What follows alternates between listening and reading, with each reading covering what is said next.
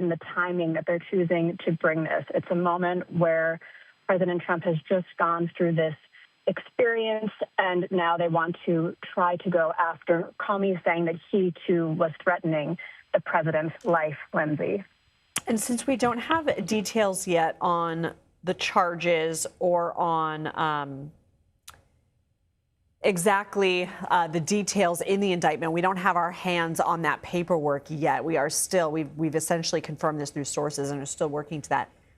That said, will prosecutors, in your mind, have to prove intent, that Comey posted that with the intent of wanting harm to come to the president?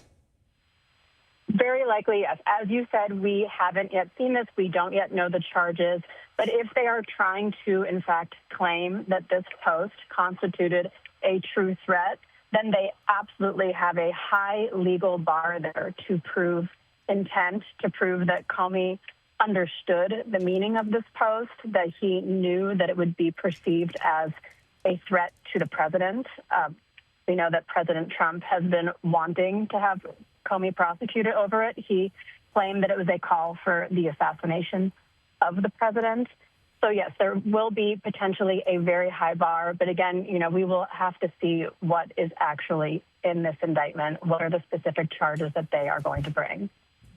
And you said that there might be a parallel between the timing here of this indictment and what we saw come to pass Saturday night at the White House Correspondents' Dinner, in which a man, as you mentioned, Cole Allen of California, is being charged with the attempted assassination of Donald Trump.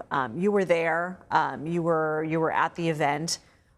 What more can you tell us about what you experienced then, and if you care to elaborate on why you think the timing may be crucial here? Sure. Well, part of why I mentioned the timing is that in the aftermath of that alleged assassination attempt, I've been speaking with presidential scholars, and one of them noted that after an incident like this, a president or a person who has had an attempted assassination has some political capital, and they usually want to use it in a thoughtful way. The source had actually commented that they were surprised that President Trump wanted to use that capital on a ballroom, that they immediately sort of put out these filings saying that this is why we need a ballroom at the White House. But it feels notable to me that we are now seeing this indictment come out against James Comey, and our understanding is that it's related to this image that President Trump also had said was a call for him to be killed.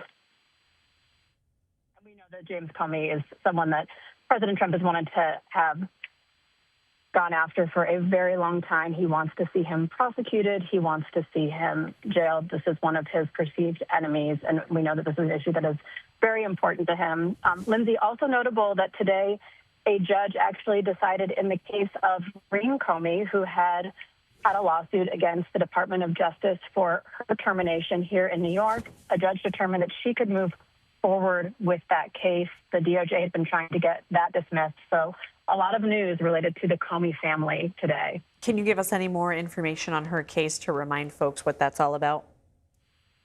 Yes, essentially what Maureen Comey is alleging is that she was fired because of her relation to her father, James Comey, or potentially because of her political affiliations, or she says both.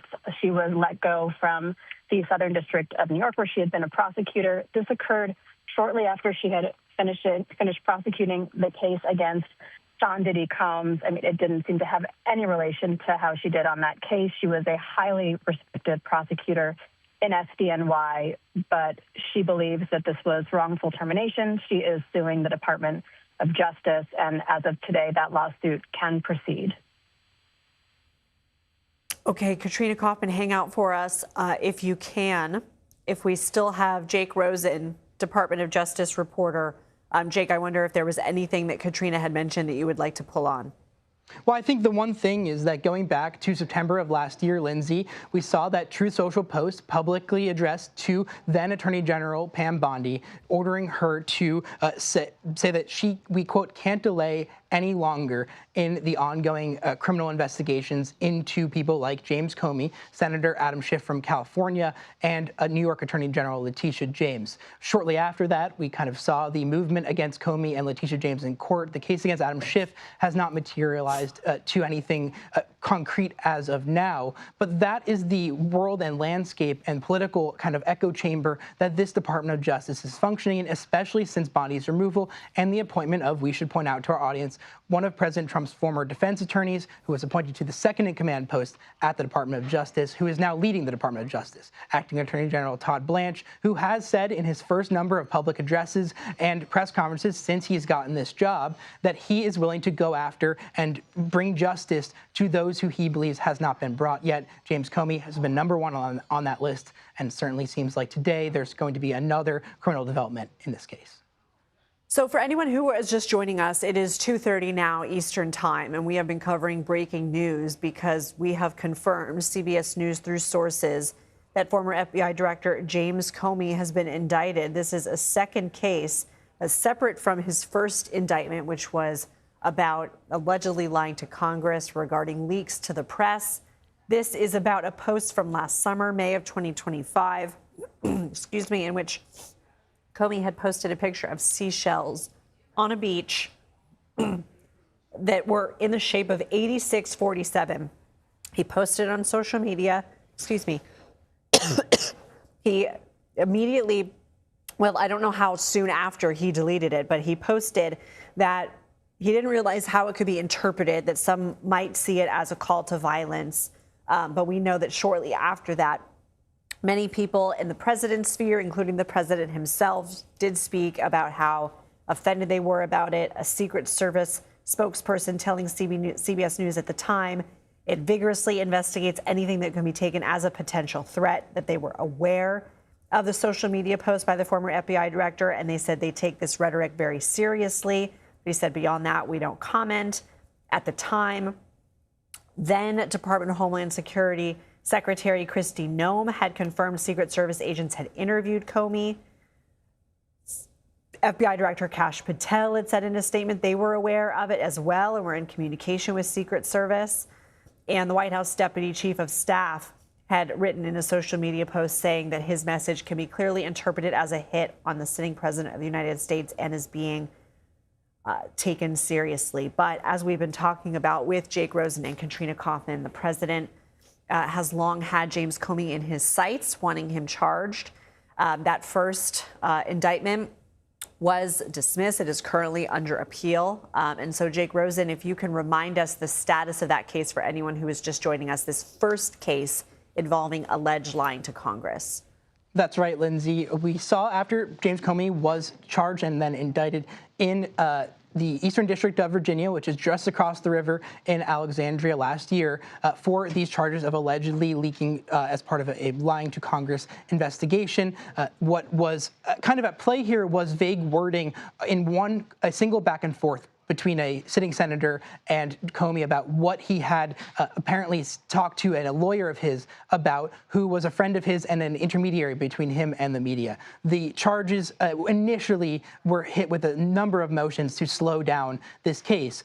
The first of which was that because of that True Social post that we just talked about a moment ago, Lindsay, that there was a selective and vindictive prosecution, that were it not for President Trump's message to ban Bondi, were it not for hundreds of social media posts about and on Twitter and True Social aimed at James Comey, and were it not for the general animus that President Trump has had in campaign speeches, rallies, and as a sitting president against James Comey, that there would be no investigation and there would then be no indictment against him, and that typically somebody who had made a comment who maybe was not a former FBI director, who had been critical of the president, would never get charged in those instances. A judge heard arguments on that, but did not have to decide because a judge who was brought in from out of state to oversee this kind of argument actually ruled that the federal prosecutor, a former White House aide who was appointed temporarily to a job as a federal prosecutor, had been improperly and illegally appointed to that role. She was removed from that role eventually by the White House after the Department of of Justice failed to secure an immediate stay of that order, and her time in that position timed out. Also, what timed out, Lindsay, is the actual statute of limitations on those charges. It was in around September of 2020 when that testimony was made. 5 years, if you kind of multiply that out, obviously was September of last year, days before those charges were brought. So typically how it would work is that this would get appealed. And unfortunately for us, just in the context of this, the appeals court has not set an argument there'll be an argument in a number of weeks on that discussion and whether the district court was right in dismissing those charges. But in the meanwhile, we have what was happened today, which is the indictment that our sources have confirmed to CBS News over these social media posts. We also know that there's an investigation in the Southern District of Florida into former Trump officials like James Comey, like former CIA Director John Brennan. And whether or not these charges result in anything, Lindsay, it's important to just remind our audience of what these charges are meant to do, even if there is no final criminal conviction at the end of the day. It is to force a former political and current political opponent, but a former political employee of President Trump who was fired in the midway through that first term to spend money on hiring lawyers to be dragged back into court. Every time we were in court with James to go to these proceedings, James Comey and his family were also in court, dealing with not just the media, but the constant re-criticism by the president and his allies in Department of Justice. It is to do what President Trump has alleged was done to him in the number of criminal investigations, both at a federal and state level, into him before he was reelected in 2024. Incredible context there. Jake Rosen, thank you so much. And we're going to continue to follow this story for you and bring you the very latest updates as they happen. And the Department of Justice has scheduled a news conference for 4 p.m. Eastern. Again, we haven't confirmed it is related to this, but we will be monitoring it and we will bring it to you live if it warrants. We're also going to bring you live coverage from Capitol Hill, where King Charles is scheduled to speak before a joint session of Congress. And we're following a story involving Disney and the Federal Communications Commission. We're going to have that for you after this break. You're watching CBS News 24/7, the #1 free streaming news service in America.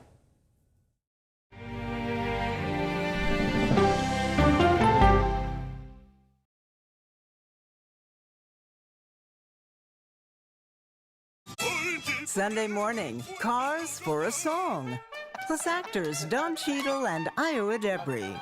Listen for the trumpet.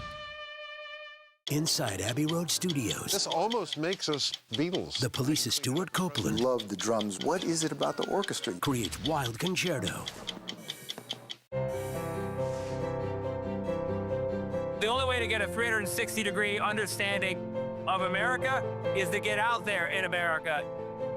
There really is no swing at all when it comes to the priorities of everyday people. We care about how secure our job is, whether we can plan on retiring with dignity, whether our kids can have a brighter future than we have today. These are the fundamentals of American life, and I think they can be again.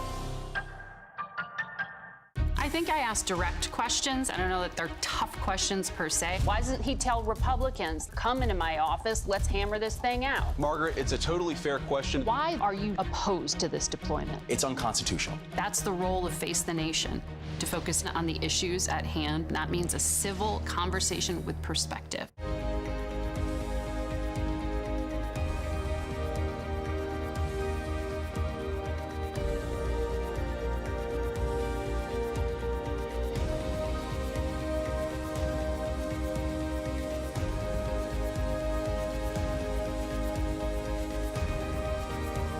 The United States has conducted an operation that killed Osama bin Laden, the leader of Al-Qaeda.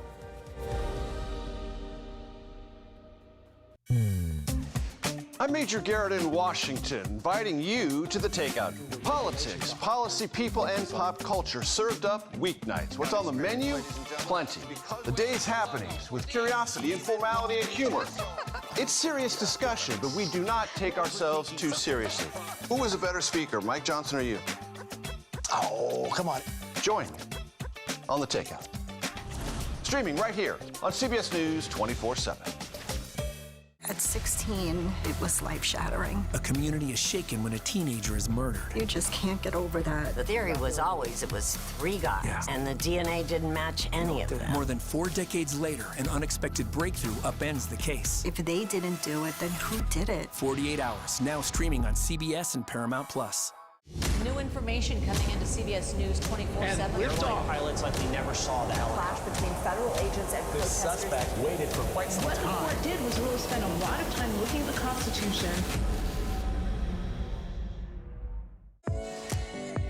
I'm Adriana Diaz. And I'm Kelly O'Grady. Join us right here for the perfect start to your weekend. Watch CBS Saturday morning on CBS and streaming on Paramount Plus.